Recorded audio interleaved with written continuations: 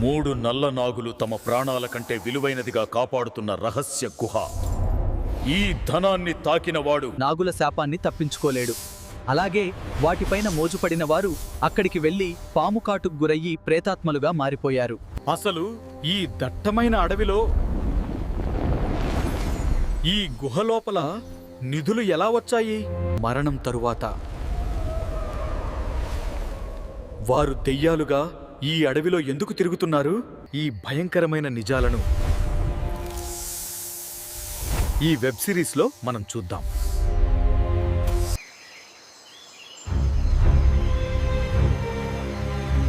అమ్మా, ఈసారి అన్నీ పాస్ అయిపోయి సాఫ్ట్వేర్ అవుతా, ఇది ఫిక్స్. నువ్వీ తురి పాస్ కాకపో ఆవులు మేపుతావు. దున్నపోతూ నిద్రపోయింది చాలు ఇకలే. ఈసారి అన్నీ పాస్ అవ్వకపోతే నాతో పాటు వచ్చి పని నేర్చుకో. ఈసారి పాస్ అవ్వకపోతే ఏదో కూలి పనికి పోయి సంపాదించు, నీకు తిండి పెట్టడం మా వల్ల కాదు. నానా, ఈసారి ఫుల్గా ప్రిపేర్ అయ్యా, ఖచ్చితంగా పాస్ అవుతాలే. అది చూద్దాం, పాస్ అవ్వకపోతే నీకుంటది. మచ్చా, కాలేజీ కంప్లీట్ అయ్యి 2 ఏండ్లు, కానీ మనం ఇంకా సప్లీస్ రాస్తున్నాం. అవును మచ్చా, ఈసారి ఎలాగైనా క్లియర్ చేయాలి. మా ఇంట్లో తిడుతున్నారా ఎప్పుడు జాబ్ చేస్తావని? నిన్ను తిడుతున్నారు కానీ నన్ను ఇంట్లోకి రాకంటున్నారు. టెన్షన్ ఎందుకు? ఒక్కొక్కరు ఒక యూనిట్ నేర్చుకుందాం, 3 డిస్కస్ చేసి ఎగ్జామ్ రాసేద్దాం. ప్రతి ఎగ్జామ్కి ఇదే చెప్తావు, తెగేసి నిద్రపోతావు. ఈ చదవడాలు మన వల్ల కాదురా, మైక్రోలు తీసుకెళ్ళి రప్పా రప్పా రాసేద్దాం. ఏమంటారు? ఐడియా ఏదో బాగుంది, ఈసారికి తట్టేద్దాం.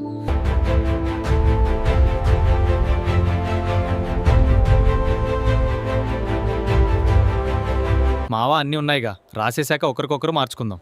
రే, ఇన్విజిలేటర్ స్ట్రిక్ట్ అయితే మనల్ని ఎవడరా ఆపేది? దరిద్రం కాకపోతే మనం ఫస్ట్ బెంచ్లో పట్టమేంట్రా? ఎర్రిపప్పలం అయ్యాం. ఎవరు ఎర్రిపప్పులో ఒక్కసారి గుర్తెచ్చుకో. రేయ్, ఈ కూలి పని, ఆవులు మెపడాలు, కన్స్ట్రక్షన్ మన వాళ్ళ కావురా. ఏదైనా బిజినెస్ చేసి బిజినెస్ మ్యాన్ అయిపోదామా? మామ, నా దగ్గర మంచి ఐడియా ఉంది, మీకు నచ్చితే చేద్దాం. ఇదే వ్యాపారం అయితే కాదుగా, మాది అసలే డీసెంట్ ఫ్యామిలీ. అది కాదురా, వెడ్డింగ్ షూట్ చేద్దాం. వీడియో, ఫొటోస్కి 2 కెమెరాలు, ఒక డ్రోన్ తీసుకుందాం. డబ్బు సంపాదించడానికి యూట్యూబ్ కోసం షార్ట్ ఫిల్మ్లు చేద్దాం. Idea okay. డబ్బులు మీ బాబిస్తాడా? దవడకేసి దెంగుతాడు. ఒక్కసారి అడుగుదాం, ఇస్తే తీసుకుందాం, లేకుంటే ఏదో జాబ్ చేద్దాం.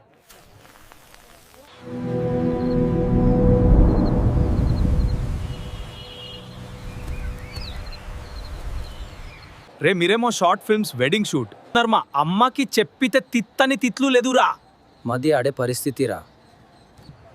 జీవితం గురించి ఆలోచించి గుడిసిపోయేలా ఉన్నాంరా. మనకెందుకు ఇలా జరుగుతుంది అని స్వామీజీలను అడుగుదాం.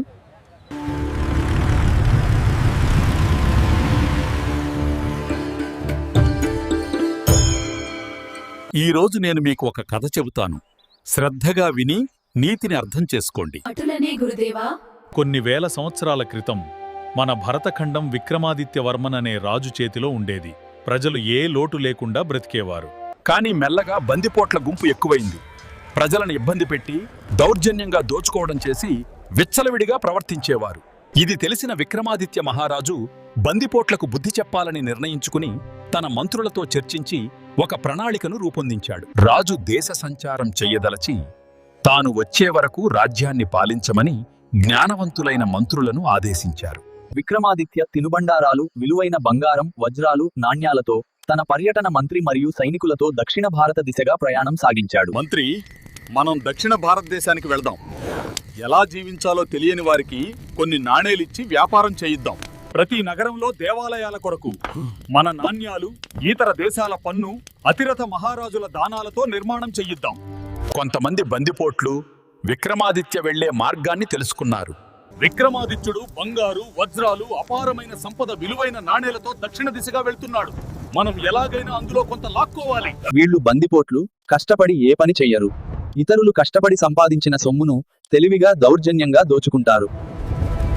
అడవి మార్గంలో వెళ్తున్న విక్రమాదిత్య మరియు సైనికులను బందిపోట్లు చుట్టుముట్టి దోచుకోవటానికి ప్రయత్నిస్తూ ఉన్నారు.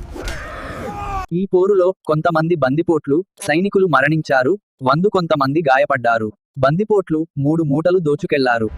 విక్రమాదిత్యుడు ఈ దేశంలోని నగరాలను బంగారం, వజ్రాలు మరియు రత్నాలు వంటి విలువైన వస్తువులను అందించి అభివృద్ధి చేయాలని ఆశపడుతున్నాడు. దొంగలు 3 విలువైన మూటలను దొంగిలించారు.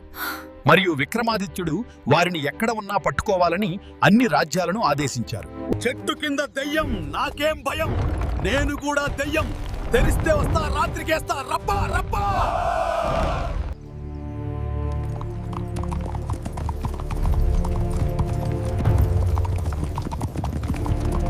విక్రమాదిత్య దగ్గర దోచుకున్న మూటలను విప్పి చూశారు. అందులో అపారమైన బంగారు నాణ్యాలు, వజ్రాలు ఉన్నాయి.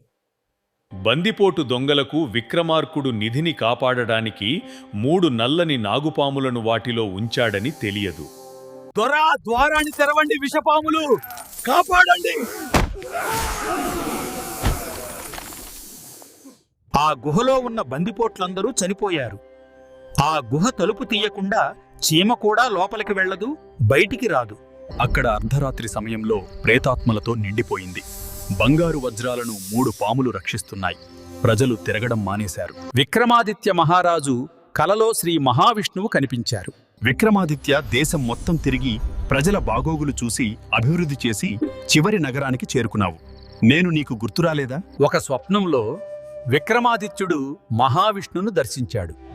హఠాత్తుగా విక్రమాదిత్య నిద్రలేచి అక్కడ అడవిలో నడుస్తూ ఉండగా ఆదిశేషువు పైన పడుకొని ఉన్న శ్రీ మహావిష్ణు విగ్రహంని చూశాడు. ఆయన అడవిలో విష్ణు విగ్రహాన్ని కనుగొని అనంత పద్మనాభస్వామి ఆలయాన్ని నిర్మించి తన రాజ్యంలోని విలువైన బంగారాన్ని, వజ్రాలను, రత్నాలను ఆ దేవాలయానికి సమర్పించాడు. కాని విక్రమాదిత్యుడు ఆలోచనలో పడ్డాడు.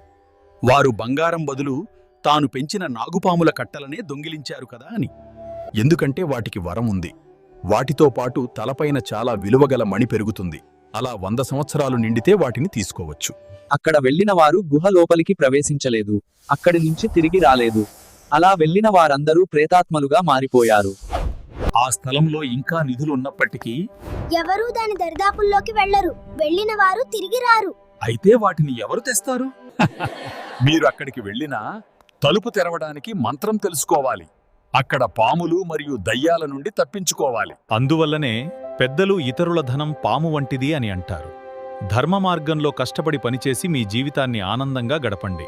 రేయ్, స్వామీజీ చెప్పింది విన్నారా? ఆ నిధులు ఇంకా అడవిలోనే ఉందంట, కేరళ. అక్కడ అడవిలోకి ట్రిప్ లాగెళ్ళి నిధులు తెచ్చేద్దాం.